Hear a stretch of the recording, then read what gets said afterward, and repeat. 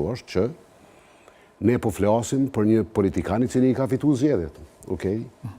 Por nuk është presidenti i thret parti politike, nuk ka asë në një funksion tjetër, edhe ai duhet me e thirrë një parti politike me të cilën synon me bo koalicion. Edhe është kretë në rregull është.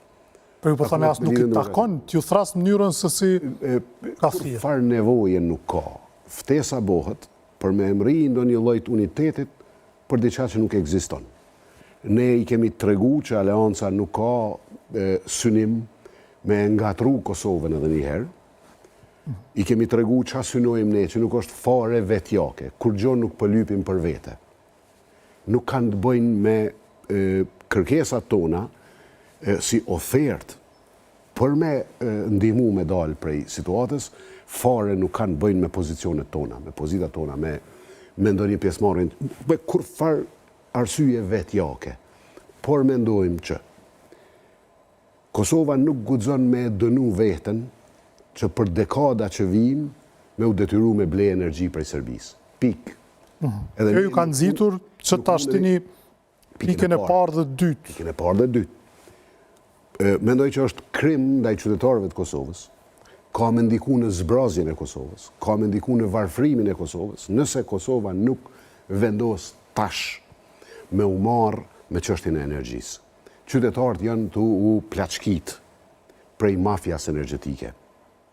Edhe prej çmimeve të tregut që rriten, edhe prej transportit të energjisë, mos të flasim për gjëra tjera.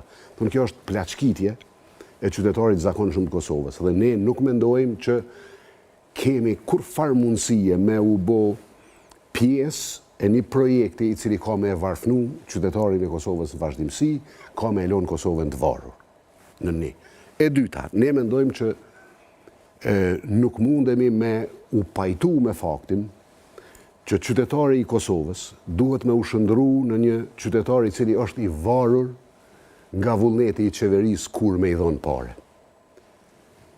Këto janë situata brutale. E keni fjallën për mënyrën se si është jandarë në ndihmat. Taksat. Që po ju bëjni kalkulim të thjeshtë.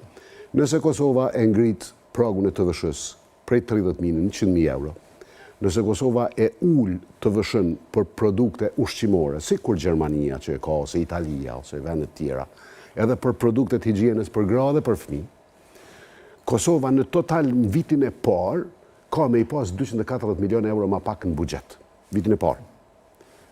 240 milion euro i ka dhonë vitra kë.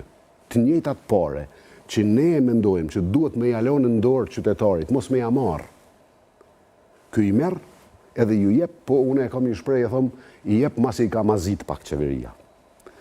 I suajtet edhe vitra dhe po thoni mbasi ka mazit. Shiko, qka do që hynë në qeveri, çdo cent, çdo euro, janë pare që dalin prej gjepave të qytetarëve të Kosovës. Ose ju merë përmes 18% të TVSH-s, ose përmes akcizës, ose përmes tatimit në të ardhura personale, ose edhe këtë tatimet tjera. Paret e buxhetit janë paret të qytetarëve, qeveria nuk i prodhon ato pare. Tash çana ndodh neve?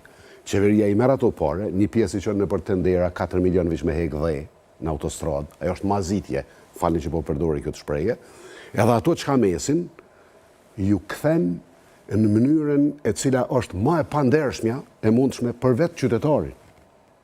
Për shkak se, dëgjoni, ekonomistët e dinë që derdhja e pareve të njëhershme ka shumë elemente që e rrisin inflacionin të pakten.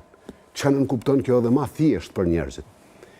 Lëshimi i sasive të mëdha monetare për një heri ka shumë elemente që ngjajnë me emetimin e pareve, me shtypjet pareve. Normal që nuk është të njëjtë. Pse krahason? Shiko, halli jam është ky. Ne po synojmë me i ul taksat.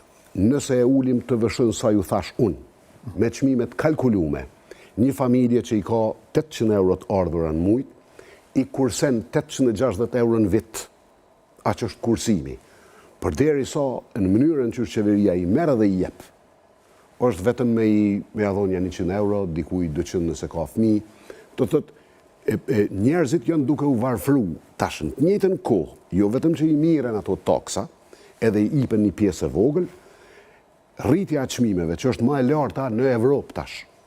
Absolutisht më e larta në Evropë. 6.7% ishte muajin. Absolutisht është tu e varfëru popullin e Kosovës. Dhe ne po provojmë me spjegu që këto nuk ndodhin për shkak të rrjedhave